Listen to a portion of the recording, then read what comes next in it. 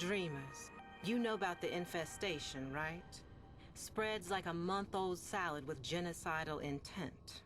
Swallows everything it touches, making monsters from meat or metal or both. Well, these days it's mostly contained. Spores as old as stone, derelicts drifting in forgotten orbits. So it was with old Kanga, somehow exposed and promptly cast out. Woke up on a blessed cage drop down to Eris. But should some sad soul catch the gray vein, well, every culture has its plague dogma. But maybe there's something more to this infestation, something we all missed.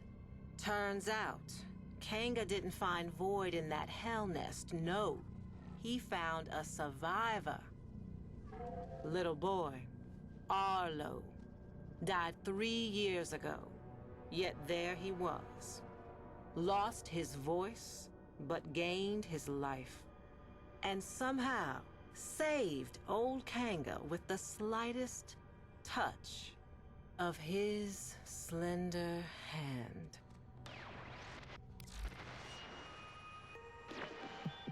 My mother was a cynical woman, smart as she was cruel. Nora, she said, no disease spreads faster or further than the ones in our head. She was talking about ideas. Mine was that old Kanga and his Wonder Boy would have been splayed out in some bio-trader's lab by now, or blood studies for the Grenier Command.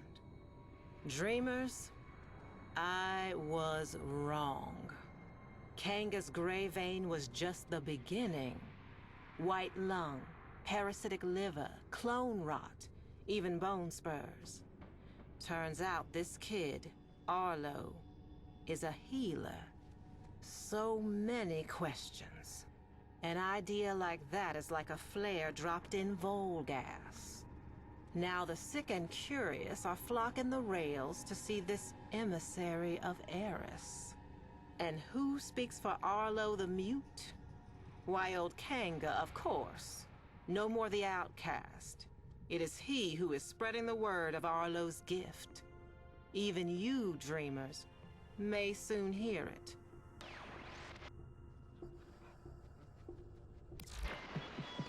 Whether you're bad news first or bad news last, tonight I got you covered, 'cause bad news is all we got. This emissary's word is spreading fast. A hot fever. Some are going to extremes to prove their devotion, trying the spores for themselves, and they're finding it too. Some lunatic spikers jacked the solar nav and flagged the derelict zones for all to see. Old haulers and new hopefuls out there are proving just how smart most people aren't. Yet Kanga's ranks are growing, arming themselves for the safety and security of our emissary, setting the stage for a great assembly to come. Buzz is, Arlo will break his silence. Till then, dreamers, check under the bed. A fresh brood is sprouting up along the rails. And it seems they have the scent of those blessed by the emissary's touch. Y'all did see this coming, right, dreamers? Surely did, but not like this. A grand gathering before the emissary and his speaker. Standing room only. Bodies pressed to bodies. A great overheated mass breathing as one. Waiting for their beloved healer mute to speak. Kanga hushed the crowd. He shed his mask, and there he was, laughing at them. Sick as the day he was banished. More. his retribution was at hand, born of a virus spreading further and faster than spore and space ever could have. Arlo. And in that stunned silence, Arlo himself made a sound. Not a word, but a stifled gag. A swollen choke as he opened his mouth.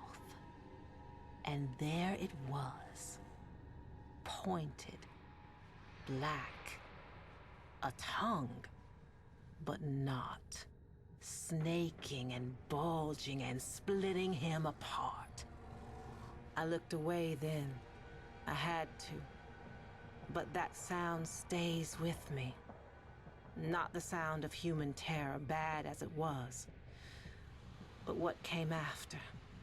The grinding wet, the rattling flutter, the congregation converted in the truest sense.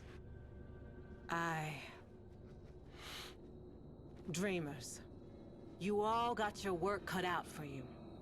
Though this movement has lost its head, the body still lingers. It's a bad cycle, Dreamers. Arlo's devoted had a party and you're on cleanup detail. Derelicts are threatening every settlement from Mercury to Eris. And my sources say you're uniquely qualified to contain them. Meanwhile, I've been thinking, not about Kanga, but about what he actually found down there. Arlo, whatever he was. Some kind of lure? An evolution to bait us in? Is there more to this infestation than fangs and acid? I know what my mother would say.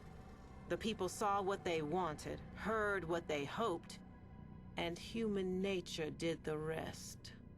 Still, I'm hearing rumors. The mass on Eris is in turmoil, and nobody, but nobody wants to check it out.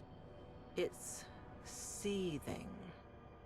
And if it's not thinking about this whole ordeal, baby, it's feeling it. This is Nora Knight, saying for now, dreamers, so long and hold on. And listen, should you ever happen upon some vacant-eyed little kid someday, whatever you do, don't take him home.